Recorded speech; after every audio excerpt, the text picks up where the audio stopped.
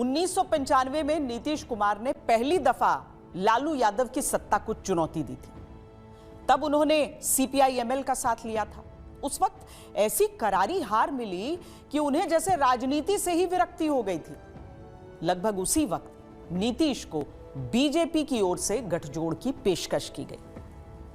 अब किसी भी समाजवादी के लिए बीजेपी के साथ जाना आसान फैसला नहीं था, लेकिन दुश्मन का दुश्मन दोस्त होता है और लालू प्रसाद यादव नीतीश कुमार के सबसे बड़े दुश्मन थे।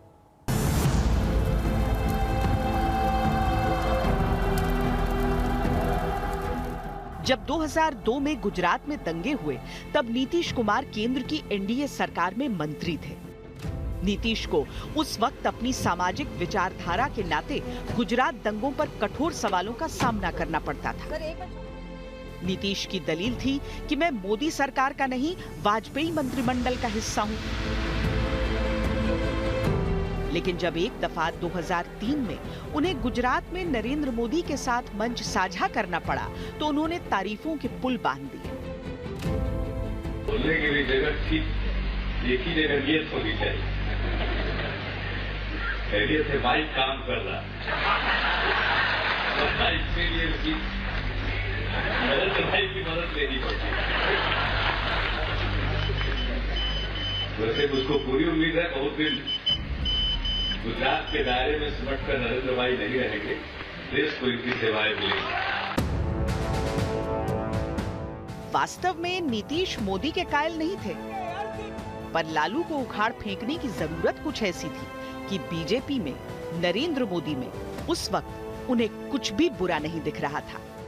हम उनके साथ थे, तो जो मुद्दे हैं विवादास्पद, वो 307, कॉमन सिविल कोड और मंदिर मस्जिद, ये तीनों परे किए थे आडवाणी जी, अटल जी के साथ जो बात हुई थी, जब वो रोज ही धर्म के आधार पर कोई ना कोई मुद्दा बनाते हैं। श्री लालू यादव जी के नेतृत्व में बिहार में जो जनता दल चल रहा था, उसको व्यक्तिगत कारणों के चलते कई हिस्सों में बंटना पड़ा, और भारतीय जनता पार्टी भी उस समय आइसोलेट हो चुकी थी बाबरी के डिमोलिशन के बाद।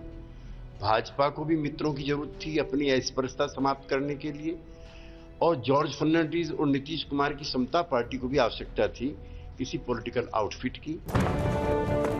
खैर, ये साझेदारी चलती रही, फलती फूलती रही। कई राजनीतिक विश्लेषक तो इसे नैसर्गिक गठबंधन मानते थे। बीजेपी ने भी नीतीश से अच्छी दोस्ती निभाई। जब 2005 में गठबंधन का सीएम उम्मीदवार घोषित करने की बारी आई, तो नीतीश को अटल बिहारी वाजपेयी, अरुण जेटली, प्रमोद महाजन सबका समर्थन मिला, जबकि जेडीयू ने ही उनके नाम पर आपत्ति कर दी थी। बीजेपी के लोगों का था कि नेतृत्व जो है बीजेपी, नीतीश हमारे पास नेता नहीं है, तो इसलिए नीतीश कुमार अच्छा है, सोवर इमेज है उसकी। पर जॉर्ज फर्नांडिस कहते थे कि सबको अपनी पार्टी में लेके नहीं चल सकता, तो दूसरों को कैसे लेके चलेगा। इसलिए जब अपनी पार्टी को नहीं ले सकते, उसको आप दोनों दलों का नेता कैसे चुन सकते हो। जॉर्ज फर्नांडिस के ऊपर अड़े हुए थे। तो जब वहाँ अरुण जेटली वहाँ के बिहार के इंचार्ज थे उस वक्त, प्रमोद महाजन पार्लियामेंट्री बोर्ड के मेंबर थे, उन्होंने जाके कन्विंस किया किस तरह से शरद यादव को कि इसको नेता मान लीजिए। जब नेता मान लिया तो उन लोगों ने उसको मना करके, अटल जी को, आडवाणी जी को सख्त मना करके फिर घोषित किया और जॉर्ज फर्नांडिस को बनाया। पर जॉर्ज फर्नांडिस उसके बावजूद भी प्रेस कॉन्फ्रेंस बोल गए कि हमने अनाउंस नहीं किया, ये पार्टी ने किया है। जेटली ने फर्नांडिस से मुलाकात की, उन्हें समझा बुझाकर राजी किया, और अगले दिन जॉर्ज ने प्रेस कॉन्फ्रेंस में नीतीश के नाम पर जेडीयू की भी मुहर लगा दी। हालांकि इस घटना के बाद से नीतीश और जॉर्ज फर्नांडिस के बीच दरार गहरानी शुरू हो गई थी। नीतीश के जीवन पर एक पुस्तक अकेला आदमी में लेखक लिखते हैं कि नीतीश ने छात्र रहते हुए नेता बनने की अपनी इच्छा पर कहा था, सत्ता प्राप्त करूंगा चाहे जैसे भी हो, लेकिन सत्ता लेकर अच्छा काम करूंगा। बीजेपी को साथ लेकर यह अभिलाषा 2005 में पूर्ण हो चुकी थी। अब अच्छा काम करने की बारी थी। साक्षरता से लेकर विकास तक नीतीश ने ऐसा काम किया कि प्रशंसा और पुरस्कारों की झड़ी लग गई। Politician of the year, Forbes person of the year, Gates Foundation innovation award. सत्ता के दूसरे साल में ही ये अवार्ड्स नीतीश की मेज पर सज गए।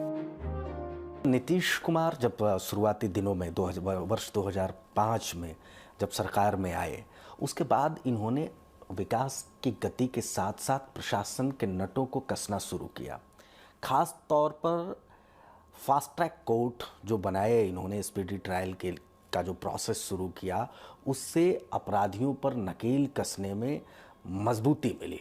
सुशासन बाबू की छवि बनाने में लोक कल्याणकारी योजनाओं ने भी भारी मदद की। मसलन शिक्षा के क्षेत्र में, स्वास्थ्य के क्षेत्र में जो लोक कल्याणकारी योजनाएं लेकर के, साइकिल योजना शिक्षा के क्षेत्र में लड़कियों के लिए, स्वास्थ्य केंद्रों जो प्राथमिक स्वास्थ्य केंद्र हैं उनको दुरुस्त करने का कार्य जो हुआ नीतीश कुमार की 2005 के बाद वाली सरकार में 2005 से 10 के दौरान, उससे नीतीश कुमार की छवि सुशासन बाबू के तौर पर बेहद मजबूत हुई।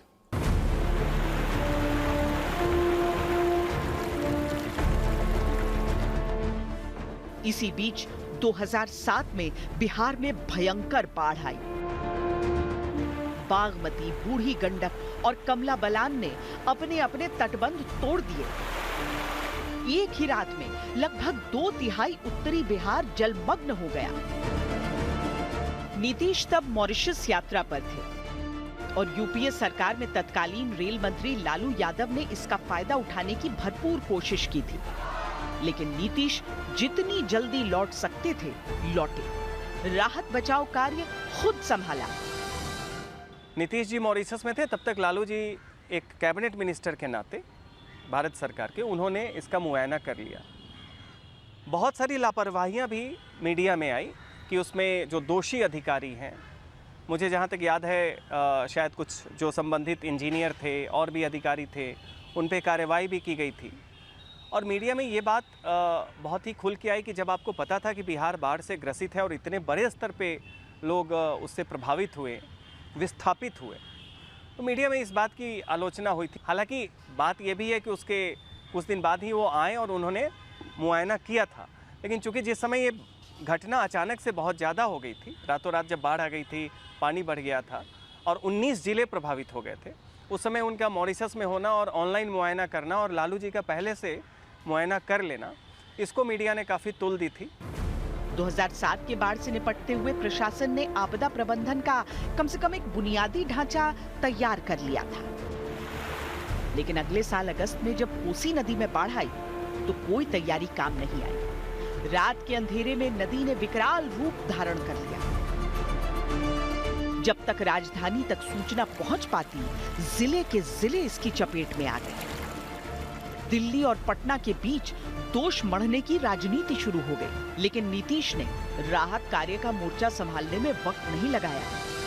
न राहत सामग्री की कोई दिक्कत है, न पटना से धन देने में दिक्कत है, न व्यवस्था की बात है। एसपी के साथ मिलकर के जो भी और जरूरत चाहिए, हमारे ट्रेंड सैप के जवान है रेस्क्यू के लिए, वो सब लोगों को लगाई। बिहार में बाढ़ तो लगभग हर साल आती थी और नेपाल से संधि न होने के कारण नियंत्रण भी संभव नहीं था, लेकिन राहत कार्य का ऐसा नमूना कभी दिखा नहीं था। एक तरफ थी नीतीश की छवि जो चमक रही थी, विकास के आंकड़े जो इतरा रहे थे, लेकिन बिहार के युवा अभी भी अलग अलग राज्यों में काम की खातिर पलायन को मजबूर थे। और इसी दौरान शुरू हुआ एक ऐसा दौर जब देश के कई राज्यों में बिहारियों पर कहर टूटने लगा। यूं तो छिटपुट घटनाएं लंबे समय से चल रही थी, लेकिन 2008 के आसपास इनमें तेजी आई। लोग कम कीमत पर काम करने को तैयार थे, चूंकि बिहार में उनके काम की कीमत ही नहीं मिल रही थी, तो बाहर जाकर के कुछ पैसों में भी काम करने को तैयार थे। इससे बाहर के राज्यों को लगा कि बिहार वासी हमारे यहाँ आते हैं, कम कीमत पर काम करते हैं, इससे हमारा रोजगार छिन रहा है।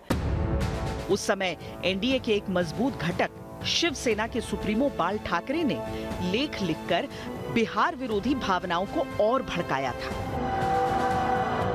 नीतीश विरोध तो करते, लेकिन गठबंधन न तोड़ने की परिपक्वता के साथ। वो केवल बिहारी मजदूरों पे नहीं थी, हिंदी भाषी लोगों पे थी। नीतीश जी ने कहा था कि मुंबई उजड़ जाएगा। उन्होंने कहा था, और इस पे बड़ी प्रतिक्रिया उधर से भी हुई। उन्होंने कहा कि ये आप जिन पे हमले कर रहे हैं वो कौन है, जो वहाँ पे टैक्सी चला रहे हैं, जो वहाँ की जो अर्थव्यवस्था है उसकी पिरामिड को संभाल रहे हैं। अगर वो चले जाएं तो ये वन लाइनर जो नीतीश जी का था कि मुंबई उजड़ जाएगा, कामकाज ठप पड़ जाएगा, ये बहुत ही एक स्ट्रॉन्ग एक बिहार के चीफ मिनिस्टर का स्टेटमेंट था।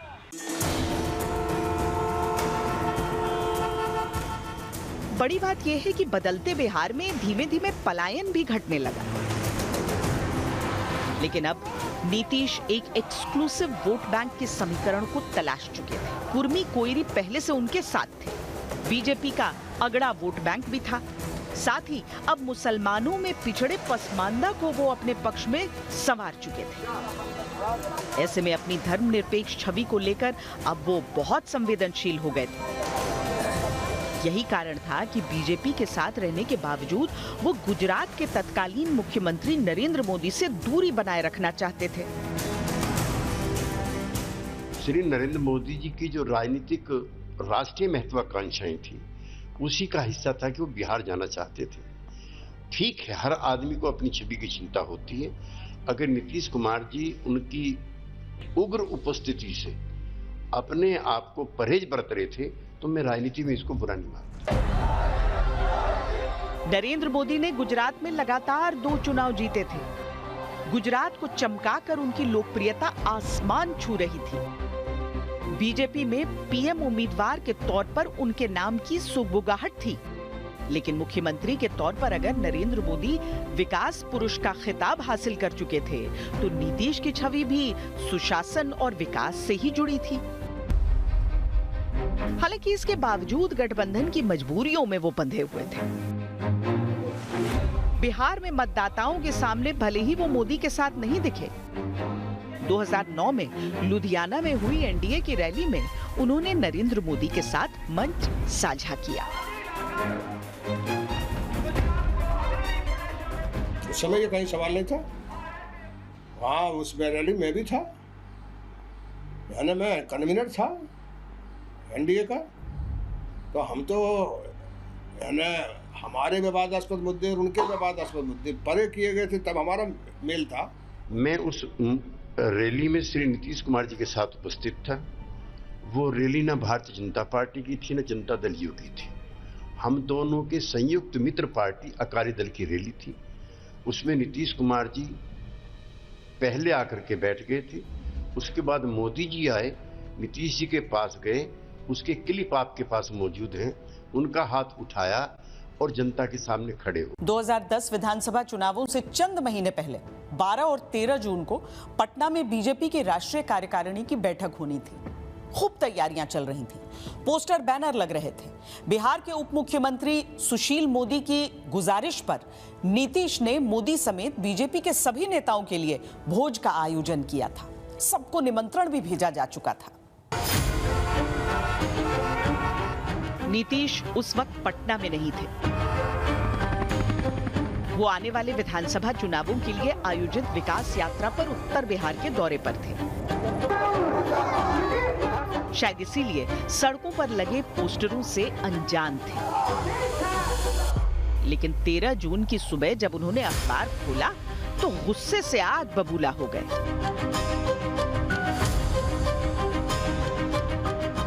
उस समय भयंकर बाढ़ बिहार में आई हुई थी और कई सौ करोड़ रुपए की मदद देश से भी और विदेश से भी कोसी की बाढ़ के नियंत्रण के लिए, लोगों के पुनर्वास के लिए मिली थी। अकेले बिहार के मुख्यमंत्री की जो मदद थी, उसके फोटो उस समय पूरे बिहार में लगे कि इस संकट की घड़ी में गुजरात आपका साथ देता है। राशि थी 5 करोड़। किसने किया ये? मैं इसकी इंक्वायरी कराऊंगा कि मेरी फोटो छापी है, मुख्यमंत्री की फोटो, उसके बिना कोई एडवर्टाइजिंग नहीं छाप सकता। मैं अखबार वालों से कोई इंक्वायरी कराऊंगा। उन्होंने पुलिस से इंक्वायरी कराई, फिर जो मैंने पढ़ा उसके बाद मेरे को बताया उन्होंने, पता लगा कि ये फ्रेंड्स ऑफ बिहार के नाम से ऐड छपा था कि भारतीय जनता पार्टी को पता भी नहीं था कि ऐड छप रहा है। लोकल पार्टी को बिल्कुल पता नहीं था। जब छप गया, जब नीतीश कुमार ने इंक्वायरी कराई तो पता लगा कि इसके रूट जो हैं वो गुजरात के अंदर हैं और CR पाटिल इसके समर्थक हैं और फाइनेंसिंग वहीं से हुई है। यानी कि मोदी जी को वहाँ आना था। जिस तरह के मोदी ने वहाँ पर प्रचार किया कि हम आ रहे हैं, कि मोदी का स्वागत होना चाहिए, वहाँ पर पोस्टर लगे वहाँ कर, उसके बाद काफ़ी इंतजार हुआ। तो जो इस तरह से प्रचार किया गया, उसके बाद उन्होंने कहा मैं पैसे भी वापस कर दूंगा।